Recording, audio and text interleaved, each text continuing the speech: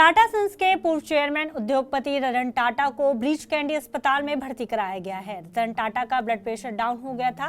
लो BP के चलते उनकी तबीयत बिगड़ गई थी। फिलहाल हार्ट रोग विशेषज्ञ डॉक्टर शाहरुख एसपी गोलवाला की निगरानी में उनका इलाज चल रहा है। रतन टाटा की हालत अभी स्थिर बताई जा रही है। सोशल मीडिया पोस्ट में उन्होंने कहा है कि वह सामान्य जांच के लिए अस्पताल आए थे, घबराने वाली कोई बात नहीं है।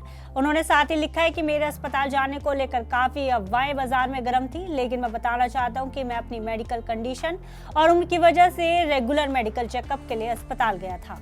चिंता की कोई बात नहीं है। साथ ही मेरी अपील है कि मेरी सेहत को लेकर कोई गलत जानकारी ना फैलाई जाए।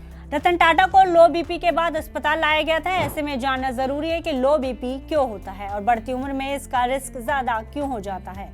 इस बारे में एक्सपर्ट से जानते हैं। वो बताते हैं कि बढ़ती उम्र में कई बीमारियों का खतरा रहता है। लो ब्लड प्रेशर भी ऐसी ही एक समस्या है। लो बीपी को मेडिकल की भाषा में हाइपोटेंशन कहा जाता है। हाइपोटेंशन के कारण शरीर पर कई तरह से असर होता है।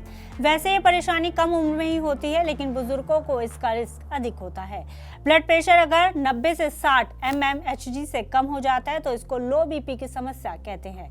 जब ब्लड प्रेशर लो हो जाता है तो इससे हार्ट के फंक्शन पर असर पड़ता है।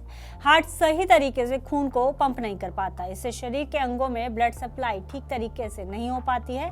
इससे कई अंगों पर एक साथ असर पड़ सकता है, लेकिन यह सब होने की आशंका तभी रहती है जब बीपी काफी समय तक लो रहे और इस पर ध्यान ना दिया जाए।